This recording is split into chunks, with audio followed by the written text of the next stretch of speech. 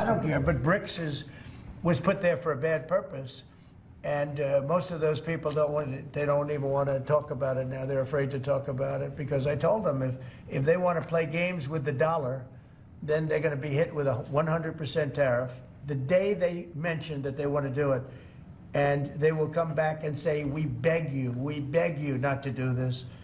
BRICS is dead since. Welcome to the Africa Briefing Room, where we provide analysis on the latest developments shaping the continent. On July 9, 2025, 5 African presidents walked into the White House. Not 10, not 20, just 5. Why these leaders and why now? The timing was no coincidence. Just days earlier, on July 6th and 7th, the BRICS summit had taken place in Brazil.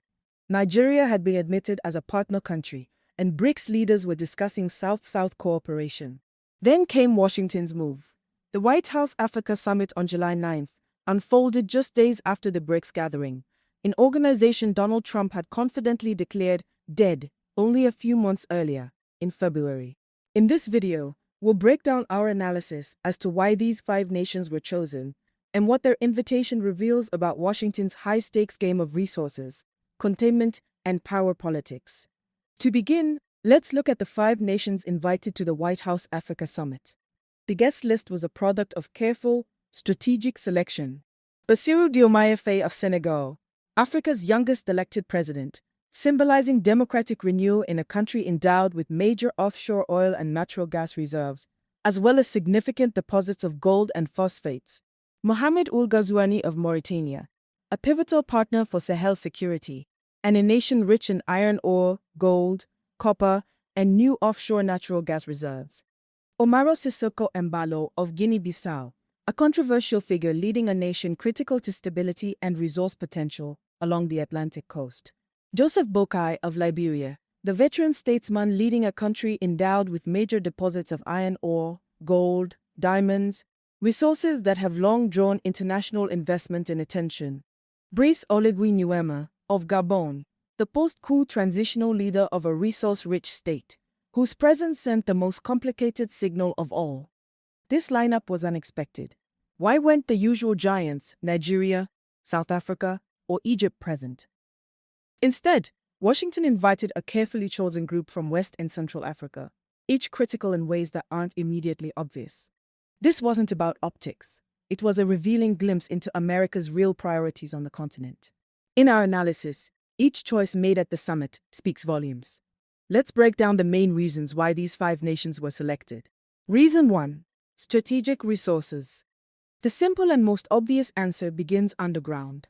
Africa's natural resources have always drawn outside powers, from colonial empires to today's superpowers. And each one of these 5 nations has something Washington wants. Gabon, a leading producer of manganese, essential for steel and electric vehicle batteries, producing nearly 3 million tons annually, about 20% of global supply. It's also an OPEC oil exporter and a conservation leader, positioning itself to profit from carbon credits, a new green resource. Mauritania and Senegal. Together, they're developing the massive Grand-Toué Ahmeyim offshore gas field. With an estimated 15 trillion cubic feet of reserves, it could fuel Europe for decades, weakening reliance on Russian gas and reshaping global energy security.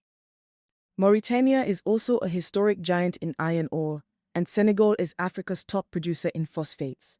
Liberia, historically linked to the U.S. through Firestone Rubber, its deep-water port of Monrovia is a strategic hub. It also has untapped iron ore reserves.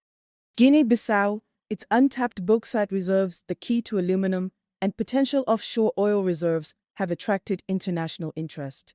Each country represents a different piece of the puzzle: minerals, energy, and transport routes that connect Africa not only to global trade, but also to the future green economy. Reason 2. Trade, power, and the new Cold War. It's not just about what lies underground. It's also about how America wants to engage with Africa going forward, and how it stacks up against China and Russia. For decades, U.S. policy leaned on aid, USAID programs, humanitarian relief, development assistance, but that message is shifting to trade, investment, and business first. These 5 nations reflect that pivot.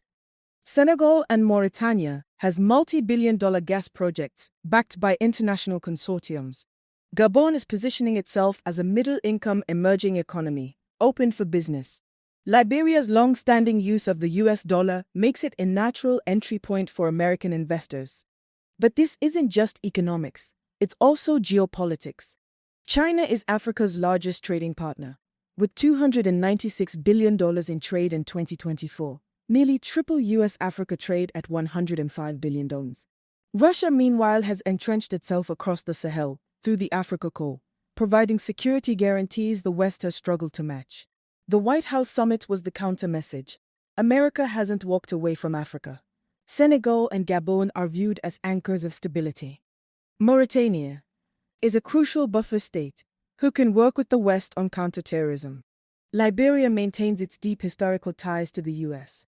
This is geopolitical chess.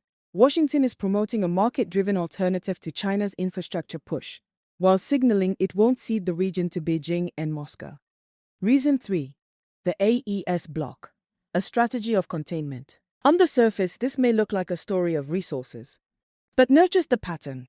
These invited nations form a coastal ring around the Alliance of Sahel States, the AES, made up of Mali, Burkina Faso, and Niger, the bloc now challenging the old world order. These 3 governments have openly pushed against Western influence. They withdrew from ECOWAS, expelled French troops, and declared a new Sahel Federation. Not to mention, the US was ordered to leave its multi-million-dollar drone base in Niger, Airbase 201, a critical outpost that had anchored America's regional presence until August 2024. When direct influence slips away, the strategy shifts. You reinforce the perimeter. By strengthening ties with Senegal, Mauritania, Guinea-Bissau, Liberia, and Gabon, it would appear that Washington is boxing in the AES from the outside. It's a classic containment strategy from the Cold War. If you can't directly shape the core, you box it in from the outside. In closing, so why did this White House summit matter? Because each of these 5 nations fits neatly into the pillars of Trump's Africa strategy. 1. Resources, securing the minerals and energy that drive the global economy. 2. Trade and competition, shifting from aid to investment to counter China's trade dominance and Russia's security footprint. 3. Containment, building a barrier around the AES bloc.